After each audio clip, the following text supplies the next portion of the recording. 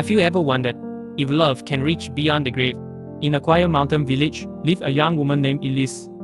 She was to marry the kind-hearted Thomas at dawn's first light.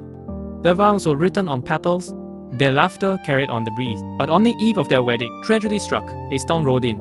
Lightning cracked the old bridge where Thomas rode home, and he was gone before sunrise. Grief swallowed Elise's hope. The village mourned with her. But whispers began. If she still loves him, she must wed him even in death.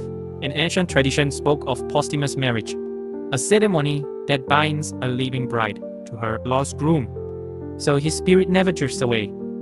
Elise shivered at the thought, yet every night she spoke to the empty air, her tears begging him to return. On the morning of the ceremony, the chapel glowed with soft candle. Elise, dressed in white, slipped down the aisle. At the altar stood not a man, but a polished wooden coffin draped in lilies. Every heartbeat thumped in her ears as the old priest cleared his throat. Villagers watched in silent awe. Elise placed a trembling hand on the coffin. "Thomas," she whispered, "I promise to love you for all my days. I will keep that promise, even now." She slipped the wedding ring onto the cold bronze handle. As she did, a faint breeze stirred the ribbons. A single rose petal drifted out and landed at her feet. The priest intoned the words of binding. Elise repeated them without sound, her lips moving with both hope and sorrow. When the final blessing came, she leaned forward and kissed the coffin's smooth wood. Together forever, she vowed. The villagers filed out, their faces pale beneath the stained glass light. Elise stood alone by the coffin, hands clasped. The doors creaked closed, and she felt a gentle brush against her cheek. Thomas' soft goodbye. She closed her eyes and whispered, "I'll follow you anywhere, outside." The chapel bell tolled once.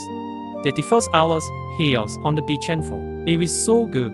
Beach and for 55. Then all fell silent. Dawn broke, and the villagers returned to check on Elise. The chapel stood empty. The coffin was open. Its lid heard the sighing, but no one saw Elise. Instead, they found fresh footprints leading into the forest, where the morning mist clung to ancient pine. No one ever saw Elise or Thomas again. Some say the forest now echoes with a ghostly laughter, two voices weaving through the branches. Others claim that it is stand beneath the pines at dawn. You can hear the soft scrape of wood on stone, and the promise of vows made beyond the grave. Love had reached beyond the grief, and it had cleaned them both.